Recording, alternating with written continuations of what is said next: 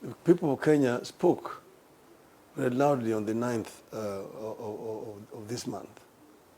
But what we have seen is there have been manipulation of the results, where you find that the Forms 34As, which are the primary forms which are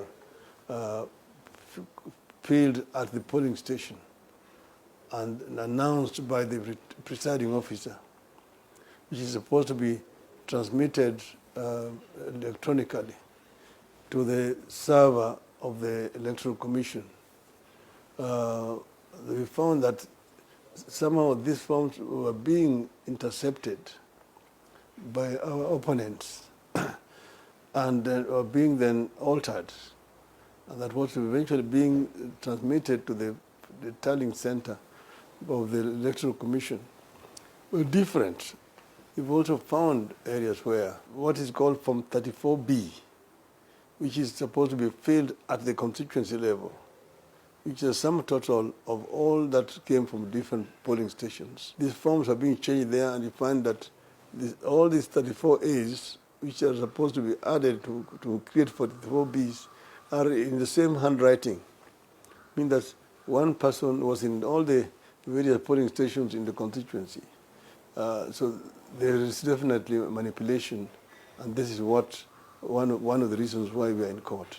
I guess the question that a lot of people have been having in their minds is, should the Supreme Court not grant your wishes or your prayers, would you accept that judgment?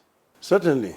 We have said that we believe in the rule of law, and we believe that the Supreme Court will be fair and just in looking objectively at the complaints that we have tabled. As you can see that we have put in there big volumes of evidence, and we think that we have a very strong case. And this is not just for Kenya.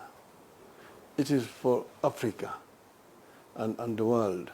You know, we are showing here that the international criminal syndicate has infiltrated the continent.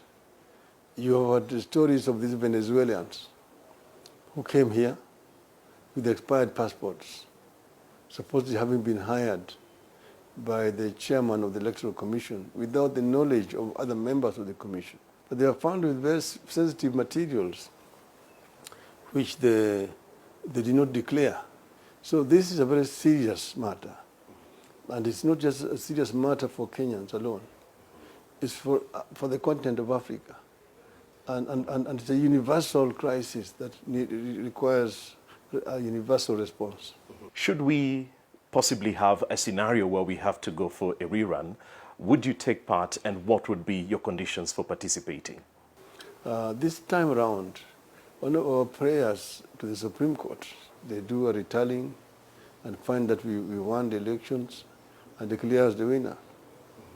If that is not possible, then of course we leave that to the learned judges to come up with a decision. And your opponent, during the declaration of the results, said that he'd reached out to you and spoken to you. Is that correct? He called me before the results were announced and just greeted me. And we said ourselves at that time, because we didn't know what was going to come out, that we would meet and talk. We have not met, neither have we talked since that time. Okay, because I don't believe that is the president-elect. I think that should be the president-elect. And he knows it deep in his heart that he did not win these elections, but is a beneficiary of this electoral fraud that is a threat to democratic governance, not only in Kenya, but in the whole world.